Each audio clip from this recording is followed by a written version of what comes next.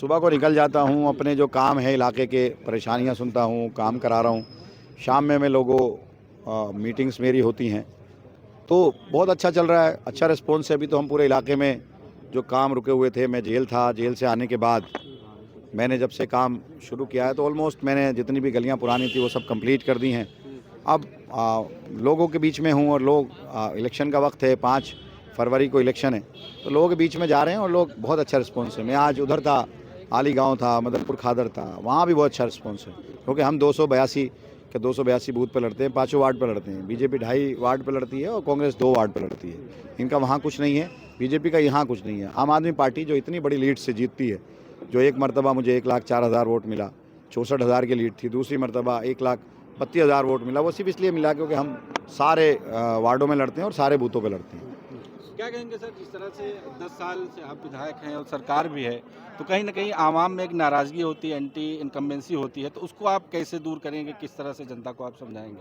ये देखिए, अब भाई नाराज़ ज़ाहिर सी बात है, अगर किसी का कोई काम अटका हुआ है तो वो उसको हम ठीक कर देंगे तो ठीक हो जाएगा। काम को लेकर ही तो हमने जो सड़कें थी वो सारी बना दी, तो लोग ठीक हैं।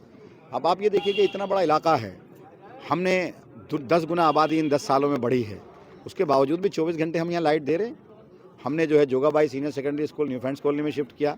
हमने जो एक वहाँ पर स्कूल था न्यू फ्रेंड्स कॉलोनी का चंद्रशेखर, वो हमने बनाया। हमने जोगाबाई के अंदर एक स्कूल बनाया। हमने 17 स्कूल बनाए। हमने 18 जो है मोहल्ला क्लिनिक्स बनाई। आप ये देखिए कि हम 24 घंटे लाइट दे रहे हैं, 200 यूनिट बिजली मुफ्त दे रहे हैं, पूरे इलाके को हमने सीवर से जोड़ दिया। अभी हमारा प्लांट SPS चालू नहीं हुआ, उसके बावजूद, क्योंकि उस वक्त बुरे हालात थे, हम लोग अभी पंपों पर चला रहे हैं, छोटे पंपों पर चला रहे हैं। तो अभी जब पूरे पंप वहाँ पर 15 दिन बाद, 20 दिन बाद जब वो मेन SPS चालू हो जाएगा तो कहीं पानी नहीं दिखेगा।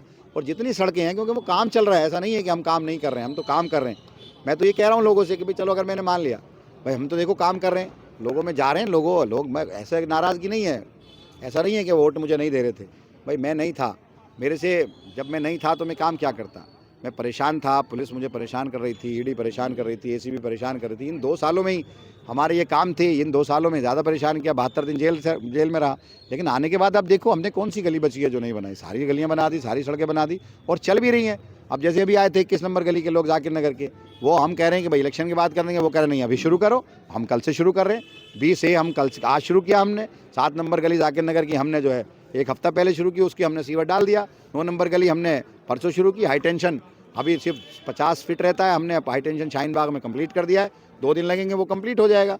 तो आप देखो कि जाकिर नगर, शाहीन बाग, बटला हाउस, जो सब जगह काम चल रहा है और ये तो चलता रहेगा, एक प्रोसेस है। लेकिन सर, जिस तरीके से ओवैसी साहब कहते हैं कि मुस्लिमों को अपनी क़यादत मजबूत करनी चाहिए, आप दिल्ली में एक मजबूत आवाज़ हैं मुसलमानों की, वहीं आपके सामने एक कैंडिडेट को उतार दिया है ओखला में, इसको किस तरह से देख रहे हैं?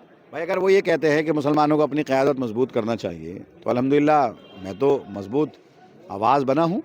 चाहे दिल्ली दंगे हो, चाहे मरकज़ का मसला हो, चाहे लिंचिंग का मसला हो, चाहे शाहीन बाग का मसला हो, चाहे शाहीन बाग डेमोलिशन का मसला हो, चाहे बटला हाउस एनकाउंटर का मसला हो, चाहे आपका कंचन कुंज डेमोलिशन का मसला हो, जहाँ जहाँ जो जो जुल्म हुआ, मैं तो हर किसी की आवाज़ उठाई और लोग इस बात को मानते भी हैं, जानते भी हैं। पूरे देश में आज लोग इस बात को कहते भी हैं। तो ये तो आप उनसे ही सवाल करिए कि भाई एक मुसलमान लीडर जो पहले से मौजूद है और जो सारे मसाइल पर काम कर रहा है, आप उसको खिलाफ अपना कैंडिडेट आपने क्यों दिया? उन्हें नहीं देना चाहिए था। पिछली बार उन्होंने नहीं दिया था। क्या लग रहा है, MIM ने जो उम्मीदवार उतारा, इससे कुछ नुकसान आपको पहुंचेगा? भाई साहब, जितने भी वोट उनको वो मिलेंगे, उसका फ़ायदा बीजेपी को ही होगा, चाहे कितना भी हो। ये कोई, भाई आप ये बताइए कि अगर यहाँ से, भाई उधर से तो वोट उनको मिलेगा नहीं, आधी आबादी का, तो यहाँ का वोट मिलेगा। तो यहाँ का वोट अगर उनको मिलेगा तो वो नुकसान किसका होगा? फ़ायदा बीजेपी को ही होगा।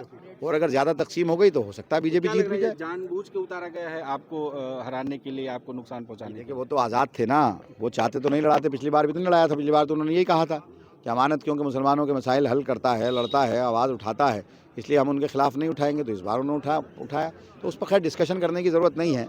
बहरहाल उन्होंने अपना उठाया, हम उसके लिए मैदान में, कोई दिक्कत नहीं है उससे। दिल्ली में किस तरह देख रहे हैं, क्या लग रहा है, कितनी सीटें आने की संभावना है? देखिए 60+ सीट आएंगी। सरकार बन रही है, जनता साथ है।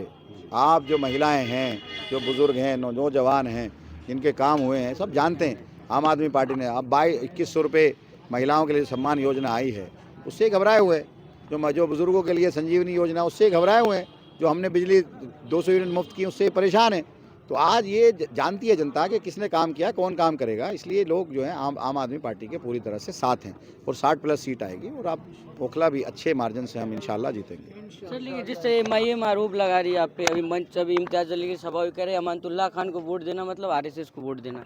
भाई साहब पहले एमपी हार गए, फिर एमएलए हार गए, मतलब एक अमानतुल्लाह को, मतलब आप देखो तो सही, कौन कह रहा है यार, हैं कौन ये लोग, किसका जिक्र कर रहे हो आप उनका, आप किसका जिक्र कर रहे हो आप? कह रहे हैं कि कड़ी टक्कर देंगे अमानतुल्लाह अरे भाई खान। छोड़िए ना, छोड़ो ना जी। वो वहीं से देंगे। आप देखो यहाँ हमारा मुकाबला बीजेपी से, आप उसकी बात करो। अगर यहाँ बीजेपी से सीधी सीधी है, दिल्ली में जिस तरह से बीजेपी से आम आदमी पार्टी, अब 2 इलेक्शन हुए, 2015 का इलेक्शन हुआ, बीजेपी सेकंड पोजीशन पर आई, 2020 का इलेक्शन हुआ, बीजेपी सेकंड पोजीशन पर आई, अब इलेक्शन होगा, इसमें भी आप बीजेपी सेकंड पोजीशन पर होगी, तो बीजेपी से ही लाख मुकाबला है हमारा। अब ये तो इसलिए बीजेपी की बात करो, आप इनका क्या जिक्र करना है?